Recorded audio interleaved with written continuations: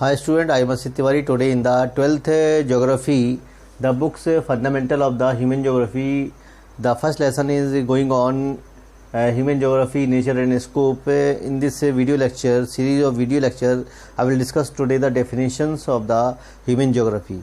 So student, in the first I will just bring the attention over the two you will say word, means these are the two scientists or the geographers. One is the Karl Ritter. Karl Ritter was known as the father of human geography. First time he was regarded as the father of human geography. Sometimes there is a confusion over the name of Friedrich Ratzel, that he was the father of geography, but this name Karl Ritter is the true names to regard as the father of human geography. Second things, the Ellsworth Huntington was the first geographers who was recommended for the first time to publish the book on the human you will say geography, and his book was very famous, Civilization on the Earth. So in such a way these two geographers are very important to just discuss. So student, now I will discuss the definition on the human geography and I will also analyze the definition. So student, you can see well that human geography is the synthetic study of the relationship between human societies and Earth's surface. This definition was written by Friedrich Ratzel in the year 1882. That is very important things. And what does he bring to you will say enlighten the definitions. So student, there is very important thing, synthesis. Synthesis means correlate something with each other, and he has emphasized over the correlation. Emphasize means he just have the deeply bring the attention over the synthesis, means correlation between the two you will say term. One is the human societies and second is the very important things, Earth's surface. So he just emphasizing over the relationship between the human societies and the Earth's surface, means the human and Earth's surface, which are correlate with each other. Correlate means they are the part of one and together, and they just very responsible to alive the earth, means human societies cannot just live without the earth's surface. In the earth's surface, because it is affected by the human societies. So there is a very deep relationship between the human societies and the earth, means human societies they just adjust themselves according to the earth's surface, means they just adaptability, they just get the adaptabilities of the earth's surface, and in such a way the human societies has been spread some of the places. The human societies has been found as a sparse position, some of the places the human societies has been found in the dense position. So it can be depend over the earth's surface, but it is a relationship. So student, that is the first definition of the human geography. Second definition, human geography is the study of the changing relationship between the unresting man and the unstable earth, means this definition was written by Alan Churchill Semple.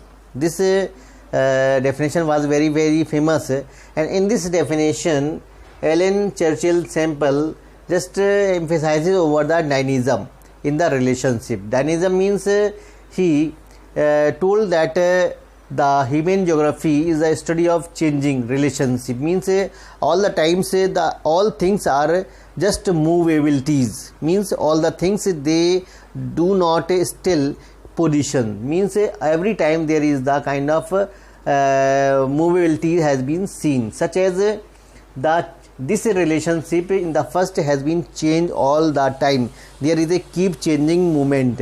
Second things, the man is unresting, means man is not very satisfied, he always the time do something, means he is doing something, means he is the main element of the changing in the earth. Means when he was the early man, then he was becoming the food gatherer, then he become the food producer, then he adopted the settlement life, then he started the you will say revolutions, then he started the discoveries, inventions, then he brought the democracies, and he also just moving towards the different type of the world, means he is continuously changing in the earth. He is the main objective in the earth, change. And second thing, unstable earth. Earth change itself, means due to the two forces, one is called the exogenic forces and second is the endogenic forces. Endogenic forces, the forces which always continue inside in the earth, and exogenic forces where we see the weathering, erosion, denudation. Always the time we see the movement of water, movement of air, movement of ice, movement of everything, the element which affect the earth. So student, you can see well that the dynamism in the relationship, means they are changing itself and their relationship always changing. So student, this is very important definition, and over the definition maybe sometimes the question can be asked. Next definition, conception resulting from a more synthetic knowledge of the physical laws governing our earth and of the relationship between living beings which inhabit in it. In the first, this definition was written by Paul Vidal de la Blache, and this definition where he offer a new concept in the interrelationship, means that is very important things he had emphasized over the interrelationship. So he just also correlate the knowledge of the physical laws and governing on our earth. Second things of the relationship between the living beings which inhabit in it.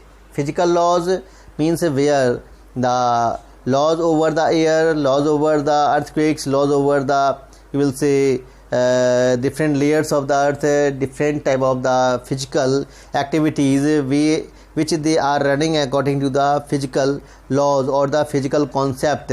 So all these things which are, you will say, correlated with the relationship with the living beings inhabited, means the people, the fauna, the flora which are living in it, they are just correlated with the physical laws, means physical laws, the different type of the movement, different type of the tectonic activities, different type of the other natural activities, the rainfall, the temperature, and many of the things, they are affecting the human beings who live in the earth. So in such a way, this is a new concept which was brought by the Paul Vidal de Blache. I want to bring the attention over the two definitions. Number one, that these two definitions just advocated the kind of theory where this definition has been written. What they also bring, they are arguing about the you will say nomothetic. This definition is telling about the nomothetic concept.